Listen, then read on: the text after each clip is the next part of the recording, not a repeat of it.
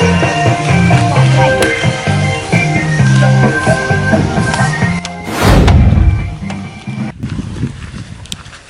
นี้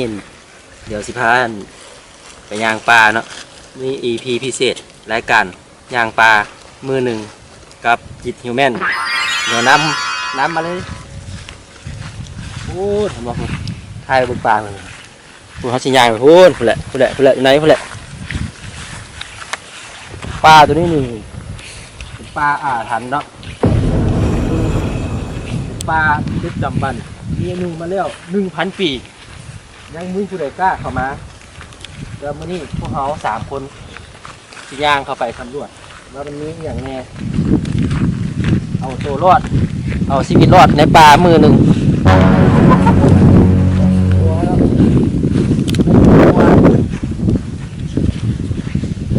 เลี้ยงไว้เลี้ยงไว้เดี๋ยวไม่ขาดกินมือข้าวดาวนี่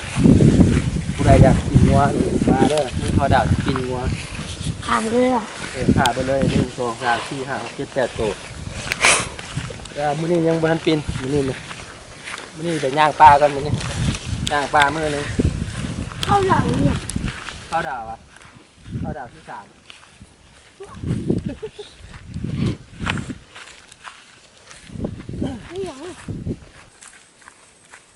นี่ก็แม่น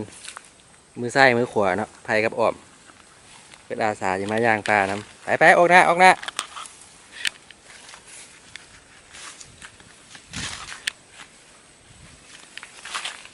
ระวังเด้อมันมีอนาคอนดาเด้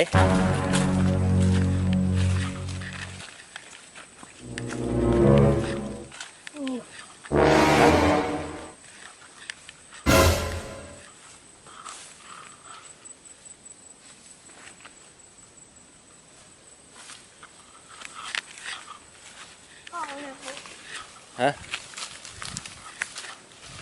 ถ่ายนะแม่น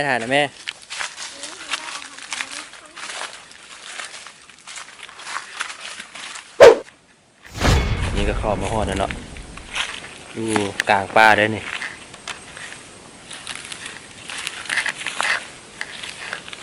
ให้เป็นบ้าอย่างนั้นอะฮะบ้าอย่างนั้นปลาอาถรรพ์กันยังวะปกติมือไห่กล้าเข้ามาได้มีแต่เฮาได้ใน3 คนนี่คนเขามาที่เนี่ยตายเยอะ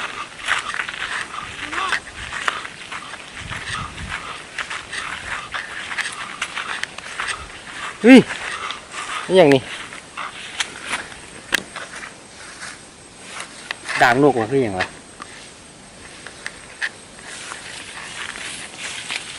สายสิญจน์สายสิญจน์พวกเราจะไม่เฮ็ดพิธีอยู่นี่ด่างนกทะเลนี่ด่างนกเนี่ยด่างนกมันขาดอันนี้โอ้แสดงว่ามันบ่ได้มีแต่เฮาได้นี่เข้ามานี่ยังมีอีกหลายคนเข้ามาฉะนั้นเราต้องระวังตัวตอนนี้เขาสิย่างเข้าไปอีกในซอกเลือดมันเนาะมันเป็นปลาโคตรปลาเลยโคตรปลาแบบโคตรแต่ว่าก่อนเขาที่เข้าไปเขาต้องหาแนวกินก่อนเนาะกินก่อนเอาพูละมากพูละมากนะพูละมากเพิ่มพลังก่อนฮะกินนี่ดีมันตาย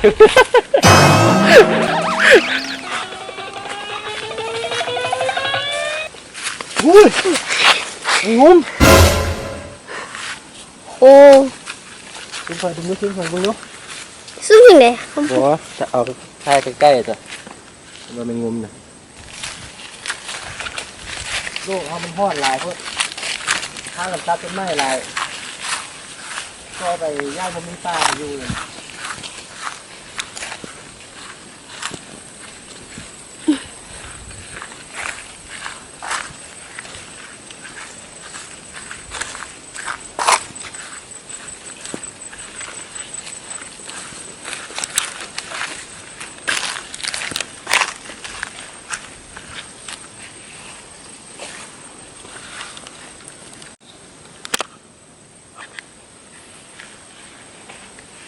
ใส่หมวก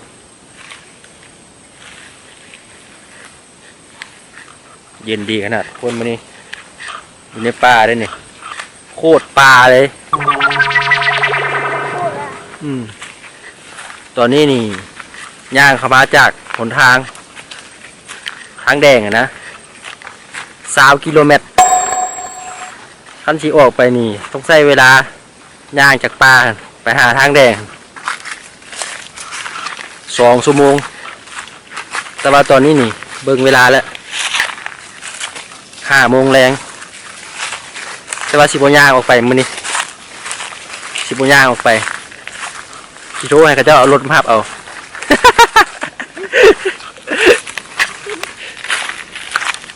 นี่คนไม่เป็นที่น้าหลาย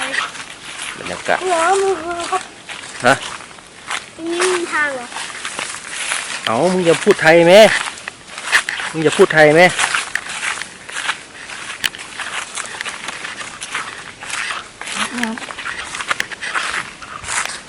สะดุดเราคงจะยังกันอะ เบิ่งบรรยากาศอยู่ฟาก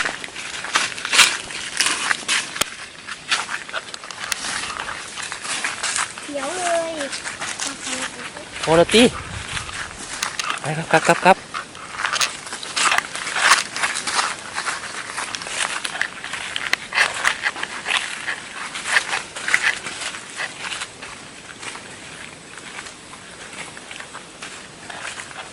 ธรรมดาเนี่ยตอนนี้นี่ต้นเดือน12เนาะธรรมดามันน่าจะเป็นยามหนาวแหละ มันเป็นน้ำง่วง น่าจะเป็นยามหนาวแต่ว่ามันยังร้อนอยู่เนาะสาเหตุที่มันร้อนก็คือคนตัดต้นไม้หลายแล้วก็ภาวะโลกร้อนเนี่ยต่อไปนี่จักสิมีหมู่ต้นไม้ให้เฮาเบิ่งให้เฮาเห็นแบบนี้ มันก็ไม่ดูต้นไม้มันก็ไม่ดูต้นไม้อยู่แล้ว เอ้ามึงจะพูดไทยไหม